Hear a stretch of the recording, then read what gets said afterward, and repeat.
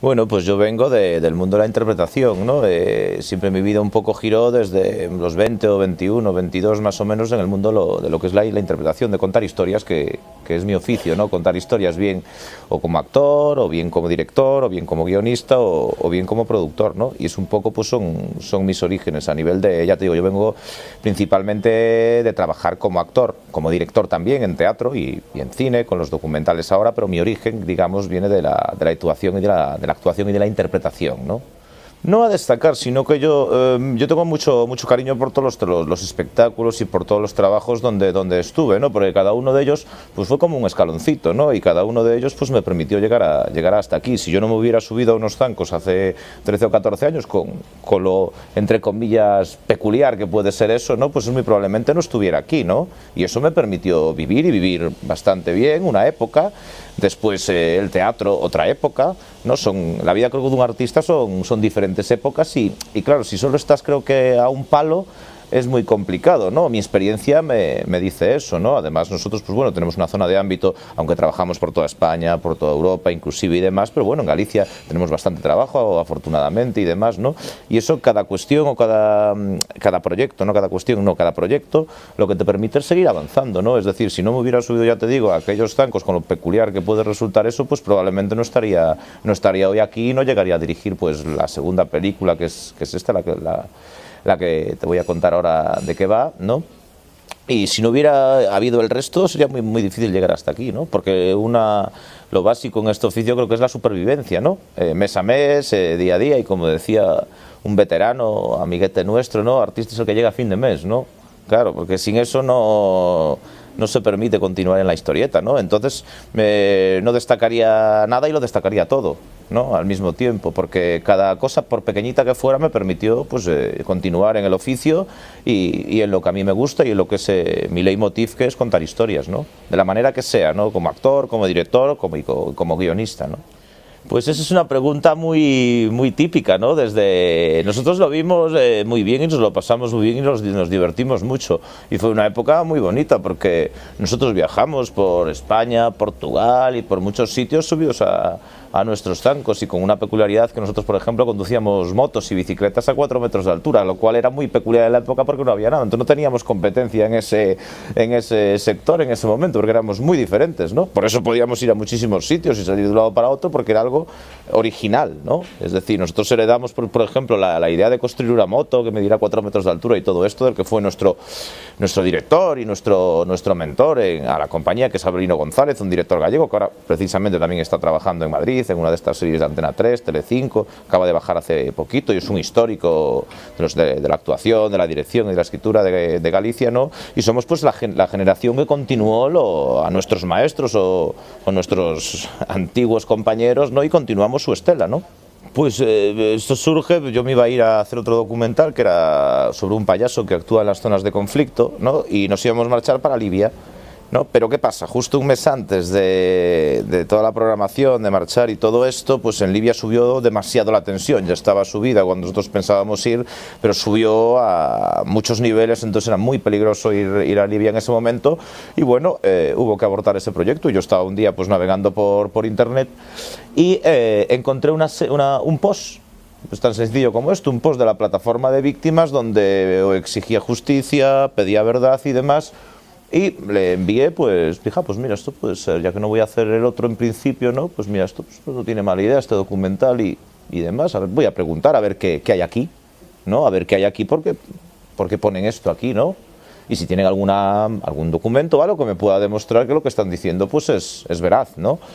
Y nada, y envié al mismo tiempo un mensaje, esperando también directamente a la plataforma de víctimas, esperando también no tener respuesta, y no insistiría yo tampoco por respeto, ¿no? Porque bueno, como es un tema tan delicado y tiene tantas connotaciones y demás, pues, pero a la ya 2 horas ya me estaban respondiendo, ¿no? Y me pusieron en contacto con el presidente de la plataforma y bajé un día a Madrid.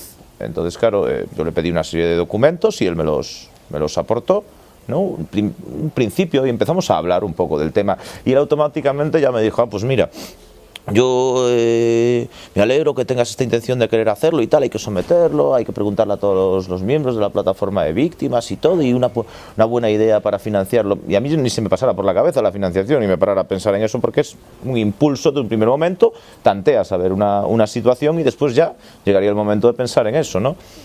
Y me dice, pues un crowdfunding y tal, y a mí me pareció una buena idea porque era una manera. Porque es decir, vamos a ver, con lo que se recauda en un crowdfunding, un proyecto profesional, con todo el despliegue que tiene este proyecto, no da, pero sí que era una manera de testar si nuestra productora pues le correspondía pues aportar y ayudar y invertir, ¿sabes?, en llevarlo a cabo. Y el crowdfunding era un poco un termómetro, ¿no? Es decir, calculábamos, decíamos, si 1.500 personas no están interesadas en que nosotros hagamos este producto, pues entonces casi no merece la pena que nos arriesguemos nosotros ni que movilicemos todo lo que hay que movilizar para esto. El crowdfunding por eso fue una pequeña marca y digo, bueno, pues mira, cuando menos trabajamos para 1.500. Ahora a medida que van evolucionando las cosas pues vemos que trabajamos para muchísima más gente, ¿no? Que hay mucha gente que está deseando verlo, que está deseando conocer que hay ahí, ¿no? Y eso fue un poco el primer punto, ¿no? Ese crowdfunding que, bueno, aquí hay que decir que el crowdfunding evidentemente lo planteó la plataforma de víctimas, ellos simplemente son los que lo plantearon, lo recaudaron, pero claro, contaban por detrás con todo nuestro equipo de comunicación, porque hay un falso mito en torno al crowdfunding que la gente piensa que es poner algo ahí en una página en internet y que automáticamente todo el mundo saca sus carteras y empieza a poner el dinero. Eso no, ya te lo digo así de claro que eso no. Una campaña de comunicación de 16 horas diarias durante 40 días, con los ordenadores, con estadísticas, con promoción, y tuvieron ellos la suerte, que además nosotros somos productores. Entonces sabíamos cómo se genera una taquilla, una promoción, un tal. Y bueno, y afortunadamente con el esfuerzo de la plataforma de víctimas y el esfuerzo de la productora Boneca Lareta, que es a la que yo represento también al mismo tiempo, pues se sacó adelante. Eso fue un primer paso, ¿no? Y a partir de ahí, bueno, pues empezó lo que es toda la construcción de esta película, siempre teniendo en cuenta que, aunque la propia plataforma de víctimas movilizara el crowdfunding y es un motor de este proyecto, igual que la productora Boneca Lareta, nosotros siempre desde un primer momento reclamamos la libertad creativa y que, de hecho te puedo decir que las propias víctimas vieron el documental una vez que estaba hecho. Es decir, nadie tiene una capacidad de influencia, sino que es una visión propia, es una visión externa, ¿no?, que se ofrece al público, porque si no, de la otra manera estarías ofreciendo un producto que es sesgado, ¿no?, que es sesgado y que es solo de una parte, ¿no? Entonces, y aparte eso yo lo planteé desde el primer momento. Es más, Jesús Domínguez, que es el presidente de la plataforma de víctimas, comunicó, primero yo me tuve una reunión con él, después llegaron 2 víctimas más, una persona que había perdido a su hijo y otra persona tal, interpelando por qué interés tenía yo en hacer eso, qué iba a hacer, ¿no? Eso. Y después inclusive aún toda la plataforma de víctimas, que fueron 80 personas, votaron en asamblea. E inclusive yo tuve que ir a esa asamblea y someter a todas las preguntas y a lo que interpelaba a toda la gente, ¿no? Y después ellos votaron que querían colaborar en hacerlo y demás, siempre y cuando respetando la libertad creativa y la dirección. Es decir, porque si no nosotros no participaríamos, ¿no?, en nada donde no tuviéramos una libertad de contar la historia como creemos, ¿no? Y un poco ese es el planteamiento del origen de lo que es todo este proyecto. Todo en este proyecto es difícil y es muy, muy, muy difícil, ¿no? Nosotros este proyecto está basado en una investigación documental muy fuerte, que es la base y la piedra angular que guía todo este proyecto, ¿no? Entonces, claro, piensa que hay una instrucción judicial que tiene más de 25.000 folios. En esos 25.000 folios hay mucha documentación que no vale absolutamente para nada, que está metida ahí, pues no sé, para acumular papel. Y claro, y para chequear 25.000 folios hay que poner los codos y hay que ponerse. Es decir, yo te puedo decir que yo llego hasta aquí, hasta el día de hoy, yo llevo, pues creo que es 1 año y 4 meses sin librar un solo día. Es decir, ni un solo día, no me fui ni a la playa ni a ningún otro lado, ¿no? ¿Y por qué? Pues porque aquí hay 81 muertos y más de 140 heridos, ¿no? Entonces, una de las cosas que a mí se me pasaba por la cabeza continuamente, pues eran esos 81 fallecidos que no tienen voz y que esta película les da voz a los que no están, pues un poco sacando toda la documentación y sacando la contextualización de un accidente, de una tragedia y si se podía haber evitado, ¿no? Y esta película lo que persigue es crear un debate en la sociedad. Y crear ese debate en la sociedad, ¿por qué? Pues para que no vuelva a ocurrir. Porque si cuando pasa una tragedia no se investiga hasta la última consecuencia y se queda, vamos, la teoría de la seguridad, hay 3 tipos de causas de una tragedia, que es la causa inmediata, que en este caso, por ejemplo, es el despiste del maquinista, es la causa inmediata, lo que provoca el accidente en último término. Después está la causa básica y está la causa raíz. No, y vemos que todo se va hacia la causa inmediata, se va hacia el último eslabón de la cadena. Pero es que vemos que también hay una especie de tratar de evitar que se investigue la causa básica y la causa raíz, que también forma parte de todo esto. Y para que no se vuelva a repetir hay que llegar a la causa raíz. Pues lo que pretende hacer este documental y lo que trata de hacer es llegar a la causa raíz del accidente, ¿no? Ofrece la causa inmediata, la causa básica y la causa raíz.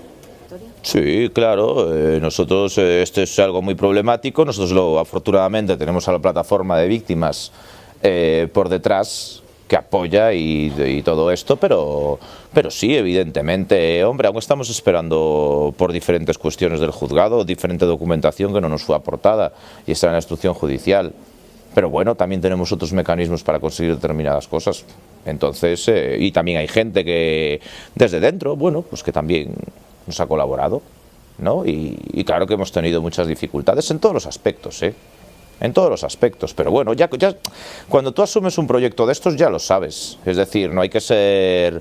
Y hombre, yo al principio, después te vas acostumbrando, yo al principio tenía taquicardias, las primeras 2 semanas a mí me daban, ostras, ¿dónde nos vamos a meter? ¿Dónde está aquí y tal?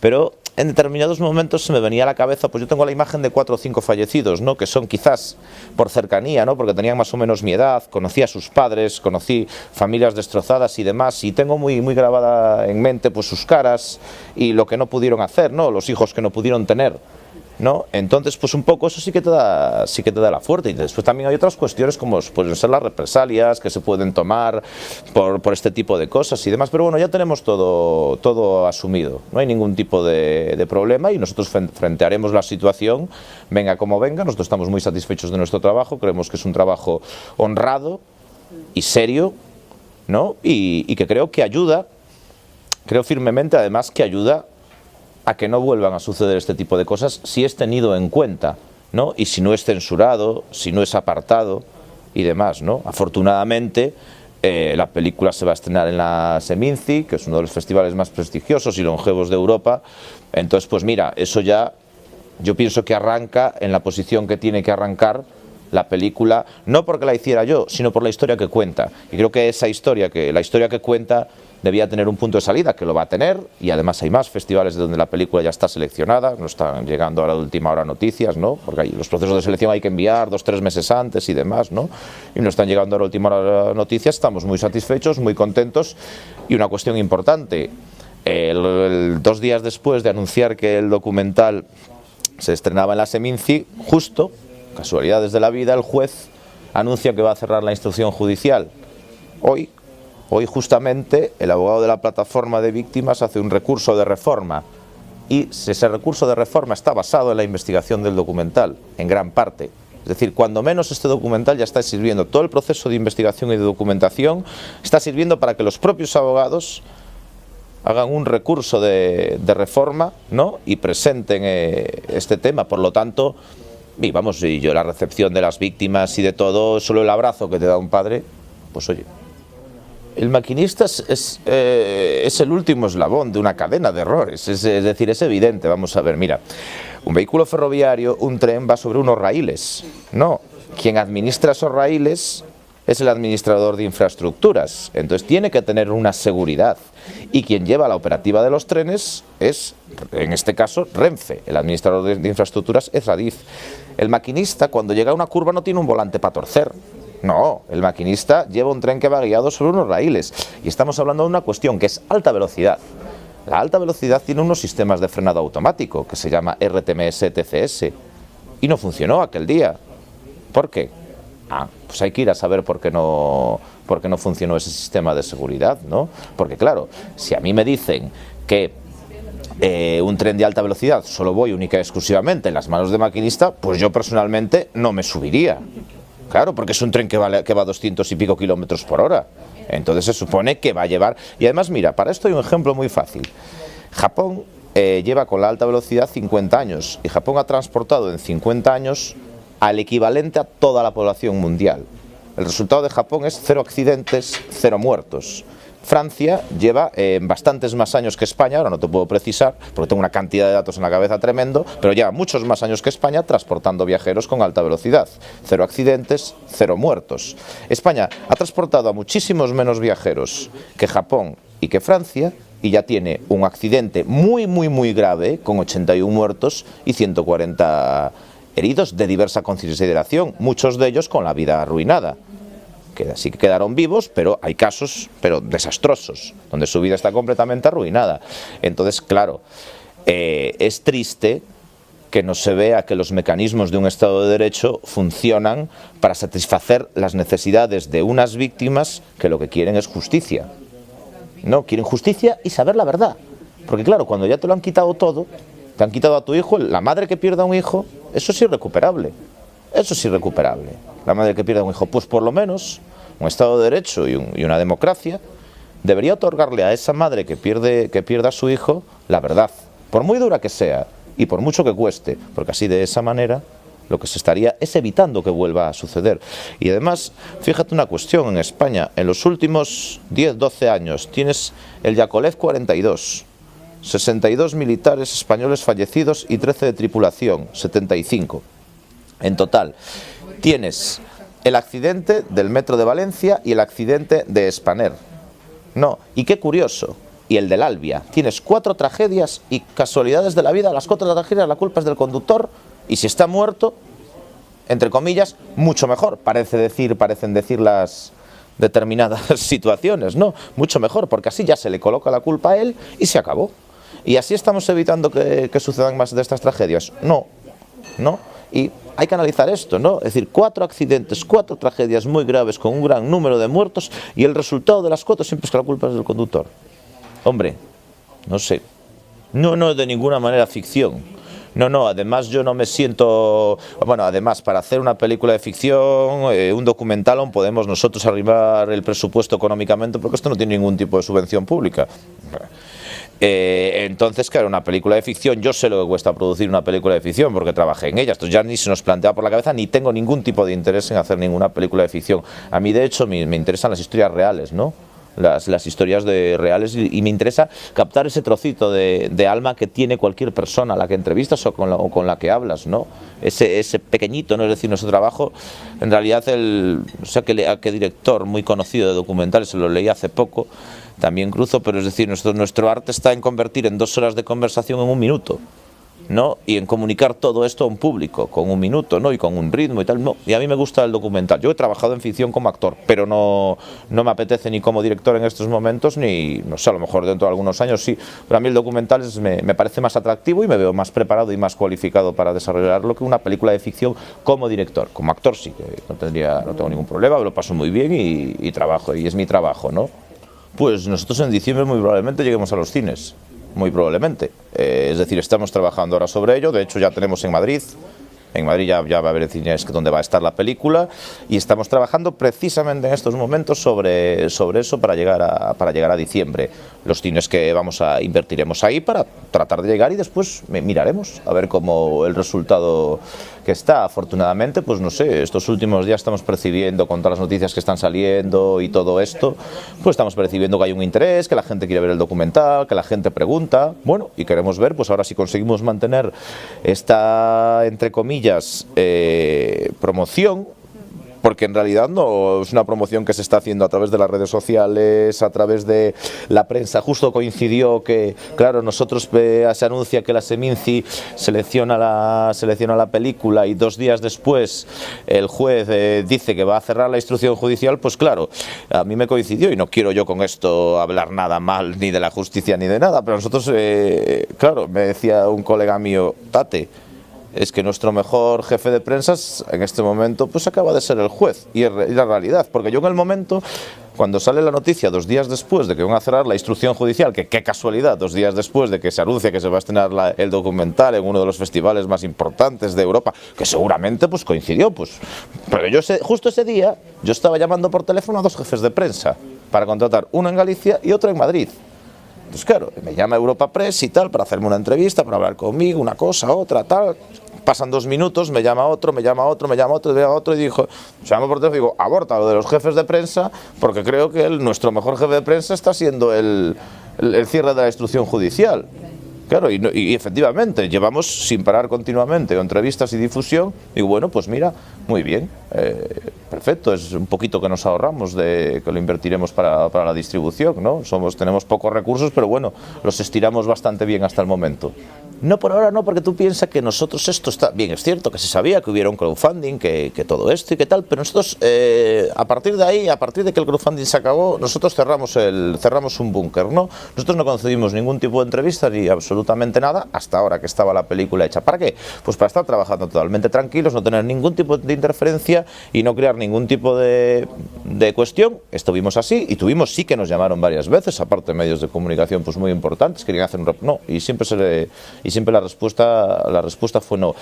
¿Que a dónde llegar a las televisiones y demás? Pues claro, eso no es cuestión nuestra, eso es cuestión de las televisiones. No sé si las televisiones, un producto como este, pues le puede captar su atención o, claro, es que los medios de comunicación son medios privados y públicos, entonces, no sé yo, es decir, pero bueno, hasta donde podamos llegar se va a llegar, es decir, nosotros tenemos muy claro nuestro destino, ¿no? Y nuestro destino es que llegue al mayor número de gente. Bien, es cierto que, claro, aquí hay un esfuerzo a nivel técnico y demás, entonces, claro, a mí me gustaría que la gente fuera al cine, ¿no? Pero también me gustaría llegar a mucha más gente, ¿no? Y creo que Internet, para este tipo de cuestiones, pues un poquito más es para cosas, pues para humor, un chiste, un videocillo de 1 minuto, de 2, de 3, que viraliza por ahí, que lo ve uno y que lo ve otro. Yo pienso que estas cosas, lo bonito es verlas juntos, porque cuando hay una proyección o algo donde tenía otra película, yo vengo a hacer una gira con la otra película, con la anterior y demás, ¿no? Y lo bonito es cuando la gente acaba la película y todo el mundo comenta, y viste esto, y me acuerdo yo cuando iba aquí, no sé qué, y esto es una película sobre la emigración gallega, por ejemplo, en aquel caso, ¿no? Y eso es lo bonito, y creo que el cine está para unir a los seres humanos y para disfrutar en colectivo, ¿no? De algo. Cine, el teatro, la música, pues es un disfrute colectivo, ¿no? Pues, y después, pues bueno. Pero bueno, ya te digo, nosotros estamos dispuestos, vamos a ver lo que pasa ahora. Es decir, el momento de la película es ahora, es en su estreno, se sabe que existe, estrena en un sitio donde tiene una visibilidad y donde hay una expectativa creada. Inclusive después de la Seminci, la película también está seleccionada en el MUCES, el Festival de Cine Europeo de Segovia. De ahí también va a ir al Círculo de Bellas Artes aquí en Madrid, después va a ir a las Naves del Matadero, después llegará a los cines, es decir, todos los sitios donde la película va a ser proyectada, pues son sitios pues que a nivel cultural pues que tienen un prestigio, y nosotros estamos encantados de llegar a Madrid al Círculo de Bellas Artes el 7 de noviembre, donde es un pase para periodistas, para las víctimas y demás, es un poco, entre comillas, un pase privado, pero sí que se va a abrir la taquilla para la gente del Círculo y para la gente en general también, vamos, ¿no? Después el Matadero, pues para nosotros eso es bonito y es interesante, porque son sitios donde hay un prestigio cultural y donde hay una inquietud cultural histórica, y creo que ahí es donde tenemos que ir empezando a introducir la cuestión, y después el tiempo nos dirá dónde sitúa.